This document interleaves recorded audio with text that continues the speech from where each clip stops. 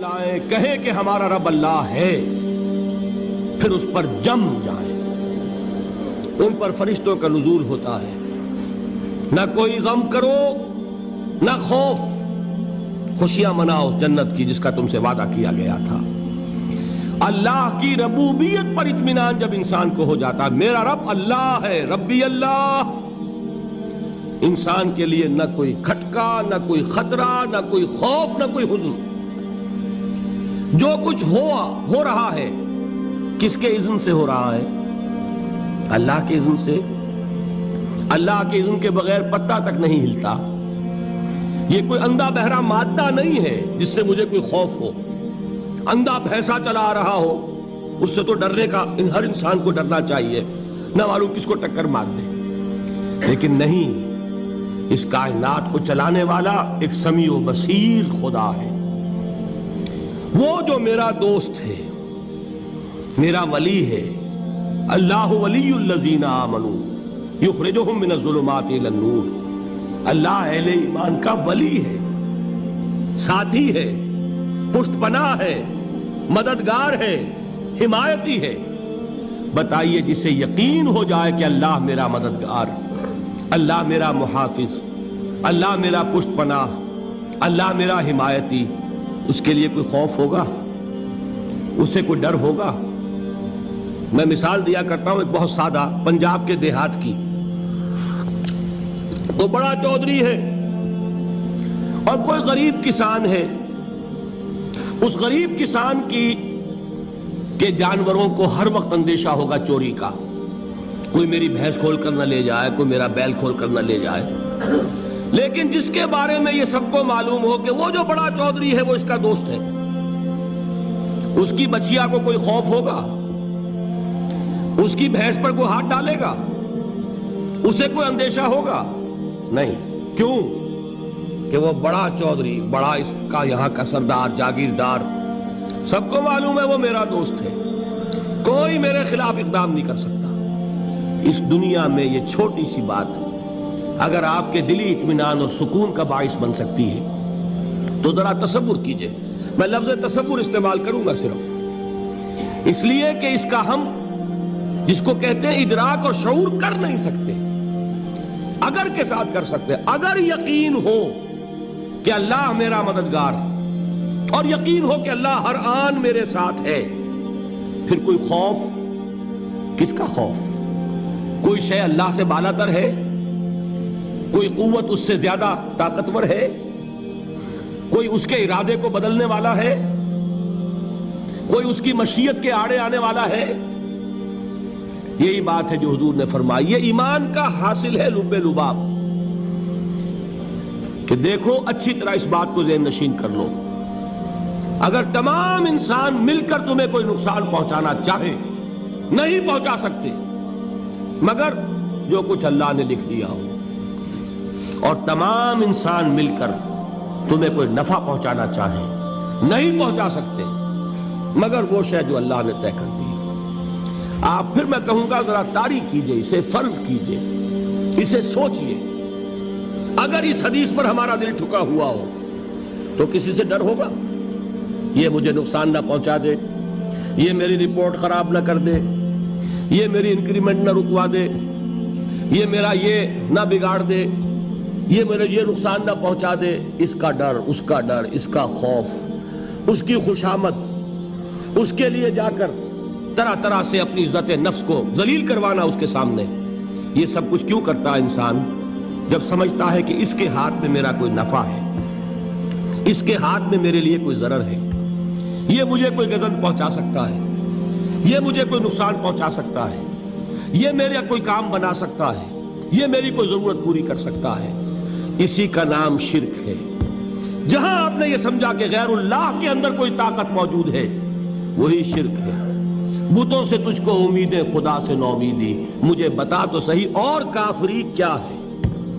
شرک تو یہ ہے۔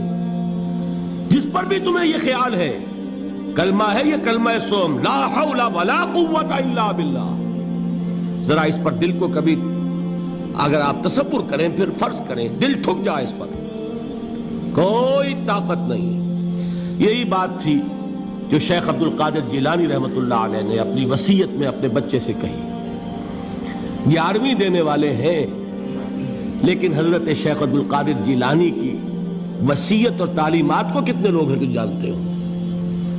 یہ جن مقامات تک پہنچے ہیں وہ کس چیز کی بدولت پہنچے ہیں؟ انہوں نے جو پیغام دیا وہ کیا تھا؟ اے میرے بچے، جس طریقے سے قرآن مجید میں حضرت لقمان کی نصیحتیں جو ہے نقل کر دی گئی ہیں، میں یہ عرض کروں گا بالفرض اگر قرآن حضرت عبد القادر جیلانی کے بعد نازل ہوا ہوتا تو شیخ عبد القادر کی یہ نصیحتیں بھی قرآن میں درج ہوتی. اتنی اونچی نصیحتیں ہیں.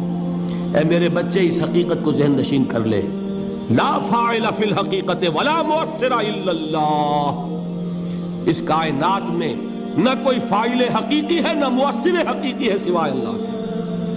کسی شے میں کوئی تاثیر نہیں اگر اللہ نہ چاہے. آگ جلا نہیں سکتی اگر اللہ نہ چاہے. پانی ڈبو نہیں سکتا اگر اللہ نہ چاہے. زہر ہلاک نہیں کر سکتا اگر اللہ نہ چاہے. کوئی چیز فائدہ نہیں پہنچا سکتی اگر اللہ نہ چاہے. تو در در پہ کیوں سر جھکاتے ہو؟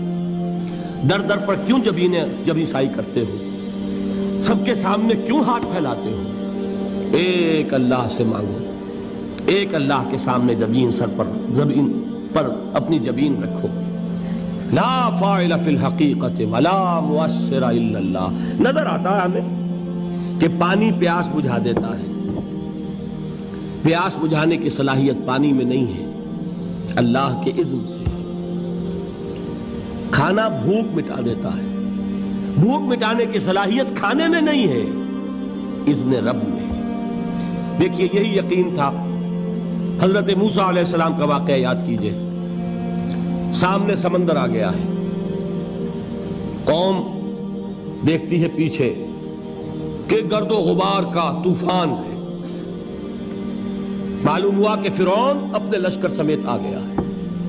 لشکر جب چلتا تھا تیز رفتاری کے ساتھ تو گرد و غبار کا جو طوفان اٹھتا تھا اس کا تصور کیجئے.